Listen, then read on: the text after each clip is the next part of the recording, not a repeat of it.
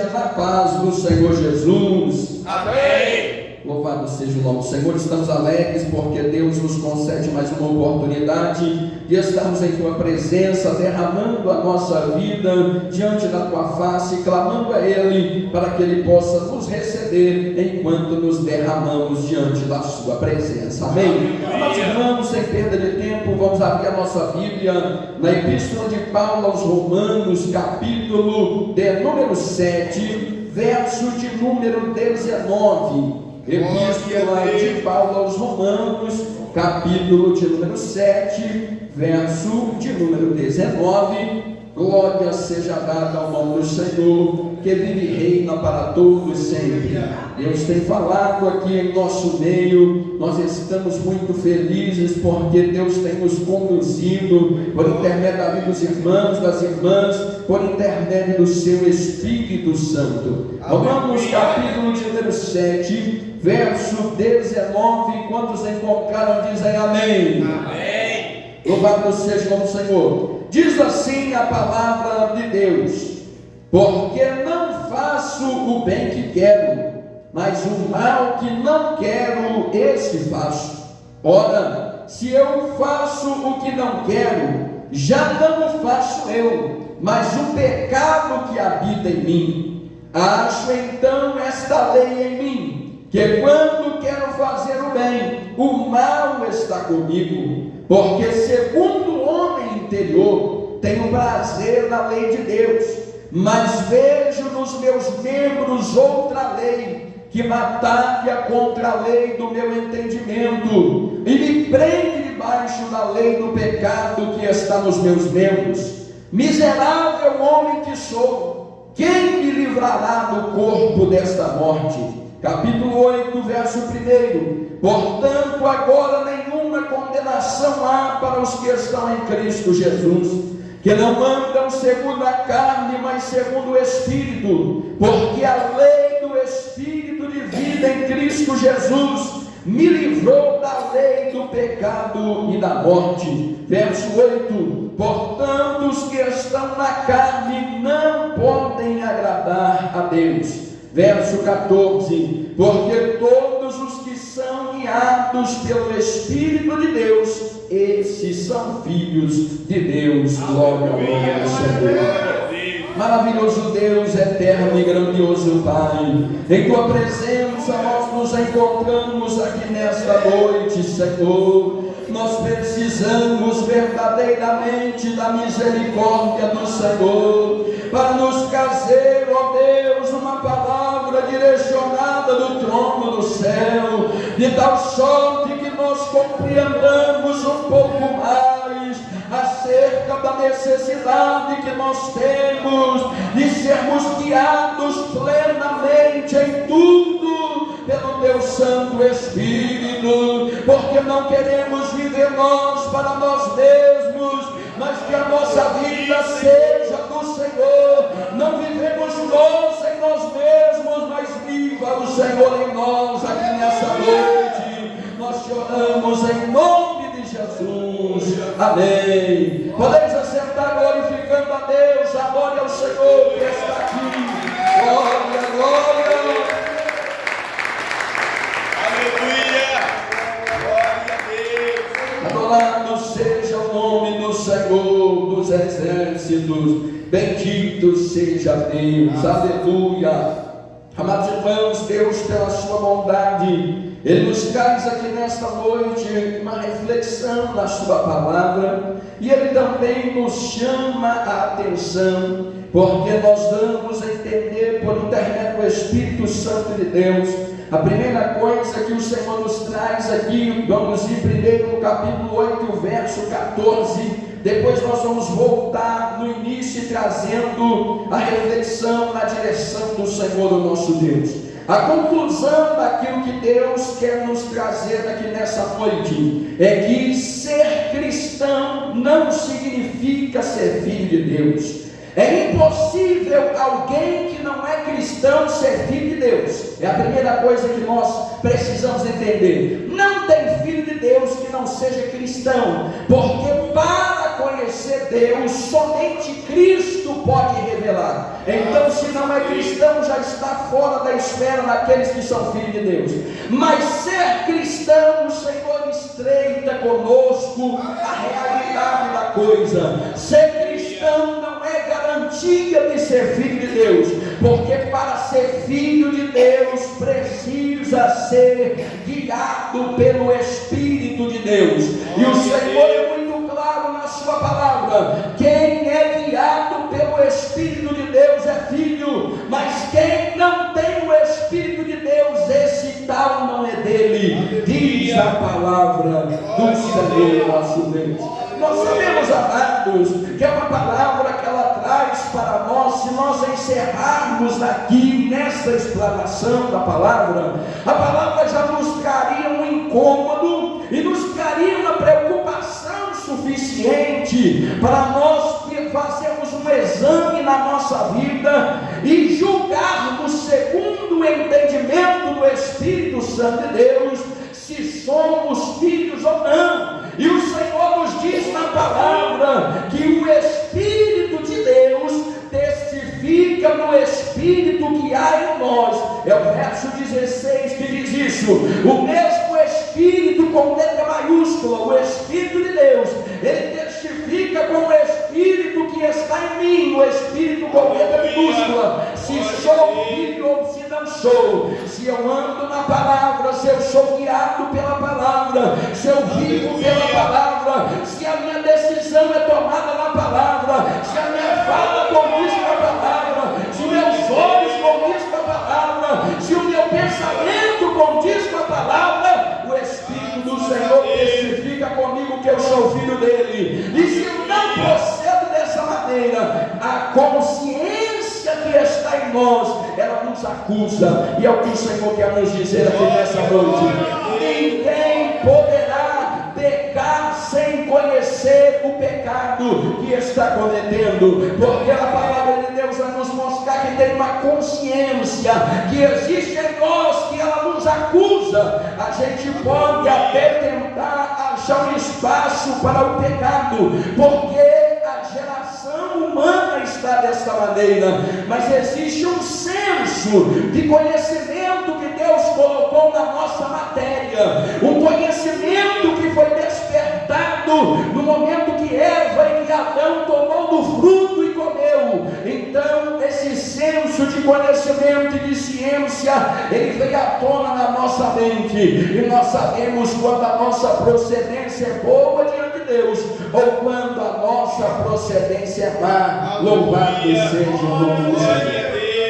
Como isso acontece? Se nós fizermos uma reflexão na palavra de Deus, o Espírito Santo do Senhor, ele vai nos revelar na sua palavra que no ato da criação, Deus, ele esculpiu a forma que nós temos. Deus, com as suas mãos, ele nos fez e ele nos moldou. Todas as demais criações Deus formou por intermédio da palavra, mas a nós não, a nossa forma, Deus colocou a mão no barro ali, o moldou e o esculpiu conforme ele desejou no seu coração. Ele moldou a nossa forma, e sendo Deus o artífice que nos moldou com o seu poder e soprou o seu fôlego na nossa narina, e nós tivemos então, sendo constituído alma vivente, Deus, ele não somente nos forma, mas ele prepara um lugar para o homem, para a mulher habitar. Ele prepara um Éden, e o Éden, nos diz a palavra do Senhor, que é um lugar de perfeição, é um lugar de delícias físicas e espirituais, é um lugar da ausência, até então da ausência do conhecimento do pecado. Mas aí nós observamos a ação de Satanás materializado numa forma corpórea da serpente, que chega até os ouvidos da mulher primeiro, e ele olha para ela e ele tenta a mulher, e consequentemente tenta também o homem, no mesmo pecado com o qual o próprio diabo foi tentado, porque ele, vendo a Deus, nos diz a palavra que no seu coração ele desejou ser igual a Deus. E a mensagem de Satanás, a principal delas é essa: essa. A mensagem dele está ainda operante no nosso tempo. E qual mensagem é essa? É a mensagem contrária a que Deus determinou. Deus determinou para o homem: faça de tudo aquilo que está disponível no Éden, coma de tudo, até a árvore da vida não lhe estava privada até então, mas Deus disse: da árvore da ciência do bem e do mal tu não pode tocar. É por isso que quando nós pregamos no nosso tempo, sempre tem alguém enviado de Satanás para arrancar aquilo que foi semeado. O ofício de Satanás e dos seus conservos é trazer uma mensagem contrária à mensagem que está registrada. Então, servo e serva de Deus, tome cuidado para que a sua boca não seja uma boca que prega aquilo que está contra a mensagem de Deus,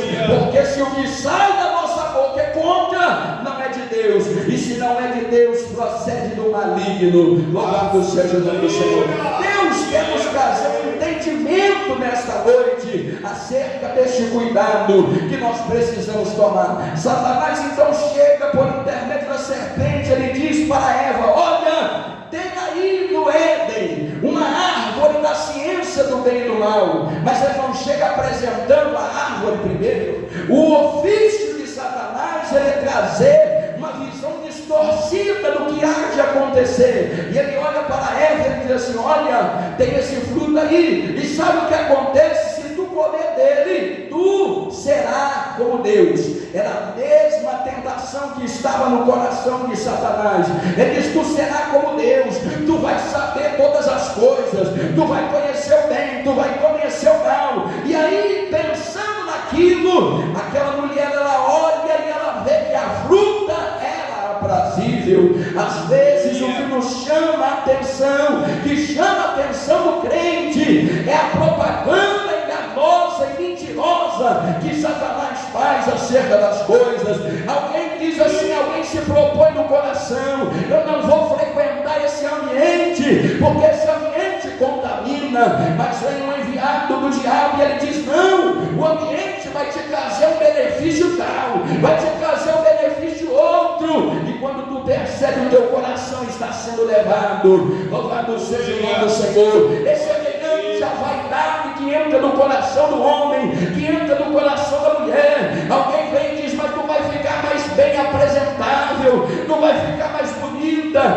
tu vai ficar mais chamativa, tu vai ficar mais forte, tu vai ficar mais vistoso. E quando vê, aquilo vem tomando conta dos olhos e desce até o coração. Mas Deus, nessa noite, Ele quer nos trazer o conhecimento disso. E sabe por quê? Porque o Senhor tem o propósito de nos livrar das ciladas astutas de Satanás. Porque o teu unigênito Filho foi designado para pisar na cabeça da serpente e julgar a autoridade do Senhor.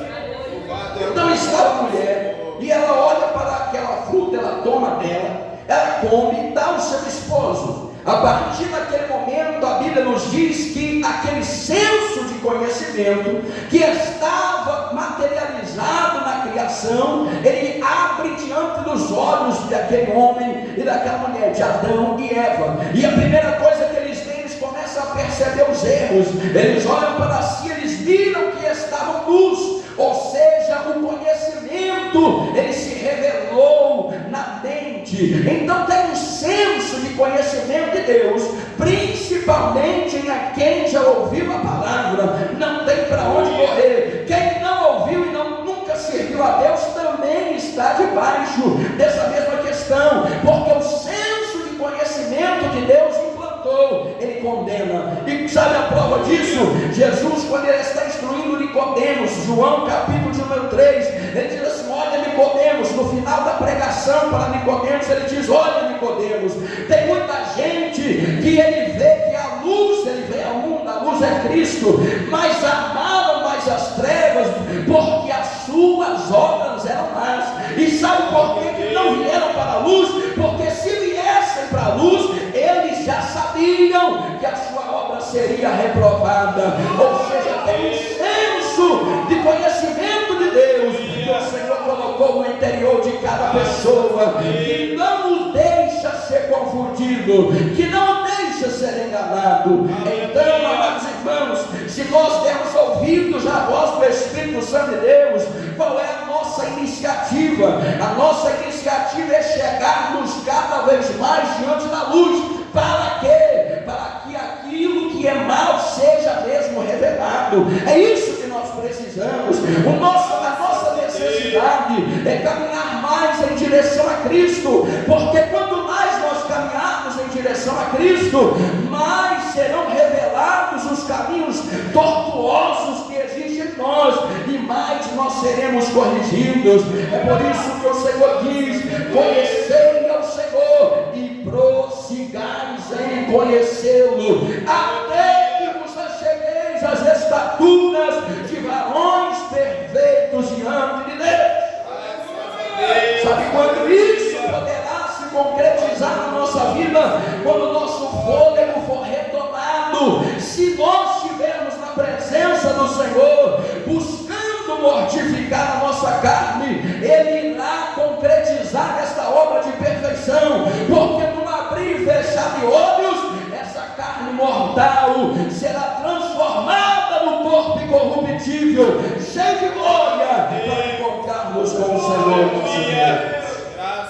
Então nós vemos que a partir daquele momento em que tem-se o conhecimento, a primeira coisa que Deus faz é expulsar o homem do Éden, é expulsar o homem do jardim. E a palavra de Deus nos diz que ele sendo expulso, havia um porquê. O Senhor, quando expulsa o homem, quando nos expulsa daquele momento, nos possibilitando encontrar um lugar de glória somente através de Cristo, ele diz assim: porventura, agora que o homem conhece o bem e o mal, se não tirarmos ele daqui, ele vai tocar na árvore da vida e viverá eternamente. Foi o que Deus disse. Então Deus o manda para fora. E aí, a partir daquele momento, a palavra do Senhor nos diz que todos pecaram. E a evidência do pecado é que desde o momento que nós nascemos mortais. A Bíblia diz isso, que a evidência do pecado é a morte. Todo aquele que tem a capacidade de morrer um dia, esse peca. Sabendo que todos morrerão, todos então estão debaixo da servidão do pecado. Só tem um que pode atender a essa súplica que o apóstolo Paulo faz no capítulo 7, o verso 24.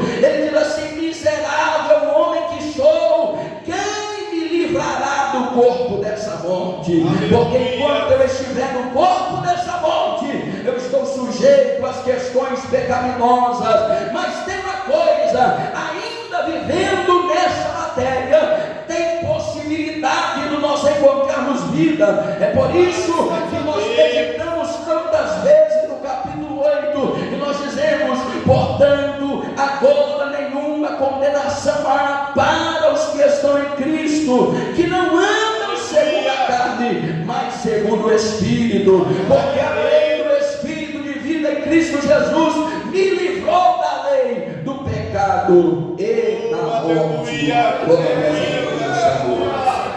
Então, amados, tem uma seriedade nessa questão. Tem uma seriedade, tem uma solução para esse problema do pecado, mas tem uma seriedade e tem uma dificuldade para conseguir isso. Conseguir encontrar a vida que há em Cristo por intermédio do Espírito Santo de Deus não é uma tarefa fácil. O próprio Jesus, ele disse assim, ele diz: a partir de agora é preciso empregar força para entrar no reino do céu. Cristo não está dizendo que eu tenho que entrar em batalha física e esbofetear alguém, mas se nós voltarmos aqui no capítulo 7, o verso 19 para frente, nós vamos entender: existe uma batalha que é travada comigo mesmo em primeiro lugar, porque o apóstolo Paulo, fazendo uma reflexão da sua vida antes de Cristo e das dificuldades da vida estando em Cristo, ele diz: o bem que eu quero fazer eu não faço, mas o mal que eu não quero, esse ele está sempre diante de mim, esse está sempre se apresentando à minha vista. Agora, amados irmãos, nós precisamos compreender que Deus não está nos dando na sua palavra uma opção de viver a vida de pecado, porque aquilo que eu não quero fazer, isso eu faço. Não é isso que Deus está dizendo, não. Ele está dizendo: se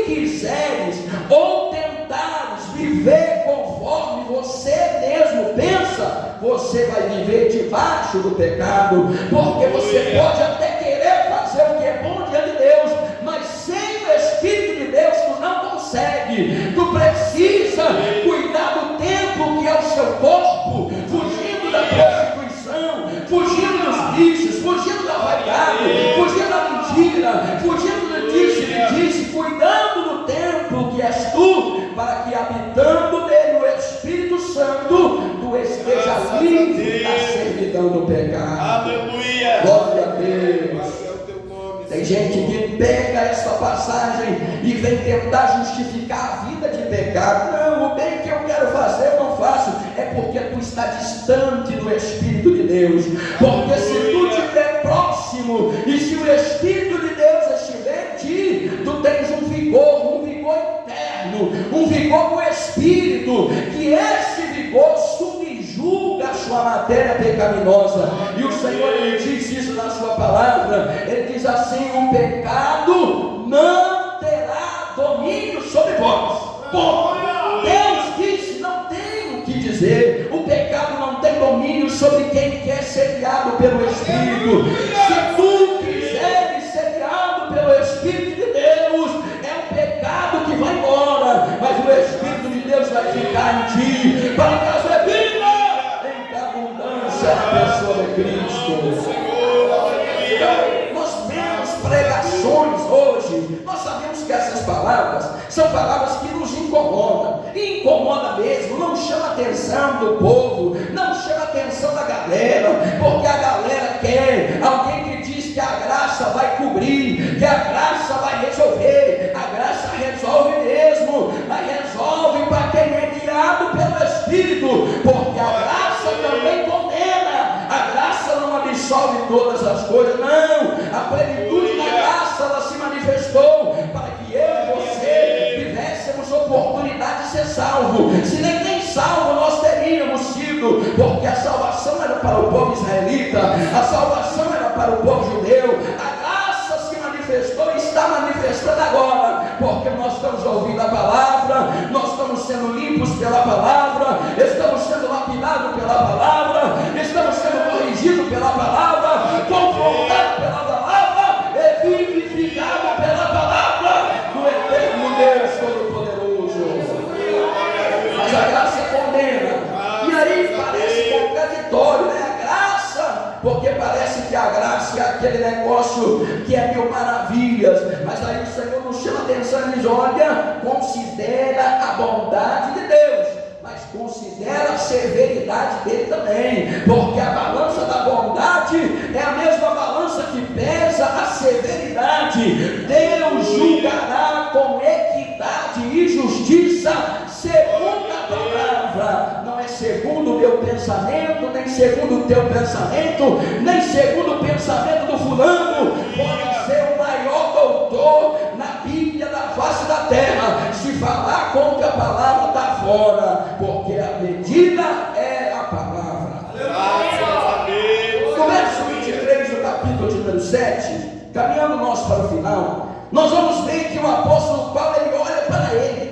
Às vezes, para justificar o nosso erro, a gente quer olhar para o outro. Quando nós somos corrigidos, a gente olha e fala assim: ah, mas a irmã Lídia faz assim, a irmã Alessandra faz assado, o irmão Felipe faz assim, o irmão Sebastião, o irmão Lucas faz assado. A gente sempre quer buscar um erro para equilibrar o erro, mas não é assim. A diferença é que nós temos que olhar para nós. É para mim primeiro que eu olho, porque ele diz assim: olha, mas vejo nos meus membros. Parece que nós vemos ele olhando assim para si e dizendo: eu vejo nos meus membros uma outra lei que batalha contra a lei do entendimento. Não se engane, se você está fraquejando, desanimado, pense tu que todos nós passamos por isso. Não é só você que passa por essa dificuldade, não é só você que tem dificuldade de enfrentar o pecado. Nós temos dificuldade, porque eu tenho que batalhar contra essa força que ele está nos meus membros, e ela batalha contra a lei do entendimento humano, do entendimento que vem de Deus. Aleluia. Tu precisa se firmar, tu precisa ficar de pé, porque ninguém caminha com o Senhor rastejando, ninguém caminha com o Senhor falando: ah, mas eu tenho dificuldade com isso. O Senhor te dá força, o Senhor te fortalece. Tu precisa ser guiado pelo Espírito Santo de Deus. Porque o nosso membro, agora nós vamos fazer uma conjectura aqui. Se eu olhar para os nossos olhos, o que é que os olhos nossos vão querer? Vão querer olhar as coisas que estão no mundo, vão querer cobiçar as coisas que estão do mundo. Tem gente que diz: ah, mas eu tenho dificuldade com mulheres. Os homens têm, mas a mulher diz: eu tenho dificuldade com o homem. As mulheres têm, porque os seus membros, eles querem aquilo que não é teu. E é por isso que você batalha, e você diz assim: é isso que a matéria quer, mas o meu espírito está vivificado no Senhor. A vontade da minha matéria não vai me dominar, porque Deus é quem controla as coisas da minha vida. Aleluia! Às vezes a gente pensa: ah, mas para o outro é mais fácil, para outro é mais fácil. Não, a dificuldade, ela tem o seu peso, tem a sua medida, são os seus membros. E aí, irmãos, existem pessoas que já se tornaram doutoras em inventar desculpas que guerreiam contra o seu próprio interior. A Bíblia diz isso. A boca pode até expressar que está tranquilo, mas diz a palavra de Deus que a consciência está batendo, a consciência está martelando, porque você sabe que o engano é para ti mesmo, não é para os outros.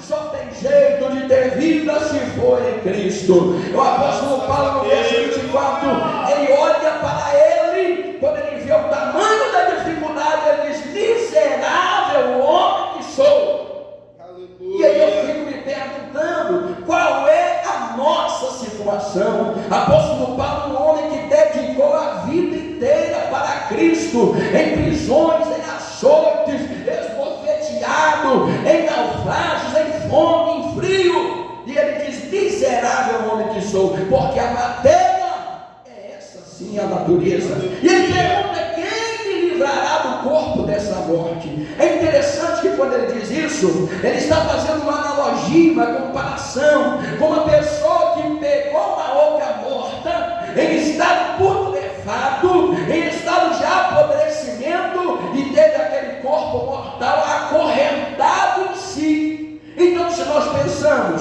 agora imagine bem a situação, imagine um corpo em decomposição que está acorrentado em você, e aí você diz: quem vai me livrar desse corpo? Porque se eu andar com o corpo em decomposição agarrado em mim, ele vai me trazer contaminação. E o que ele está dizendo: eu preciso de alguma coisa que me livra desse corpo mortal. É por isso que vem aí a palavra em Hebreus no capítulo 4, o verso de número 12, o Senhor nos diz que tem um elemento que separa-nos de nós mesmos, é a palavra. A palavra de Deus é viva e eficaz, mais penetrante que espada de dois gumes, e ela divide a alma do espírito, a junta das medulas. O corpo mortal no qual nós vivemos não vai contaminar a natureza espiritual que habita em nós, comprada pelo sangue de Cristo. Glória! Louvado seja o nome do Senhor. E aí nós vamos concluir, porque a palavra vai dizer que é simples de observar. Quem é guiado pelo Espírito de Deus é filho de Deus. Ponto. E aí, como que eu sei se eu sou guiado? Aqui está o manual que vai me bater toda hora que eu olhar nele, porque eu vou identificar um problema que eu ainda não tinha consertado, mas é esse manual que também ele vai me separando de mim mesmo e me aproximando mais de Deus. Tem um discurso no mundo que diz que você precisa viver e aproveitar e se regalar. Diz um discurso no mundo que você precisa ser você mesmo. Os irmãos já devem ter ouvido alguém aconselhando: não, você precisa ser você mesmo, seja você mesmo, que o inferno espera. Nós não somos nós mesmos, nós somos a imagem e a vivência e a semelhança do Todo-Poderoso. E pelo Espírito Santo testificando se somos ou se não somos. Então Deus nos deixa a palavra. Observe a natureza da consciência que Deus já te deu, aquela que está aí dentro de ti. Ela vai já te direcionar, sabendo tudo, se está em conformidade ou não. Se tiver dúvida, pergunte a alguém que vive em oração, ore também, mas não tem jeito de ser enganado. Deus está nos dando vida nessa noite através da sua palavra. Palmas, exalta, glorifica o nome do Senhor.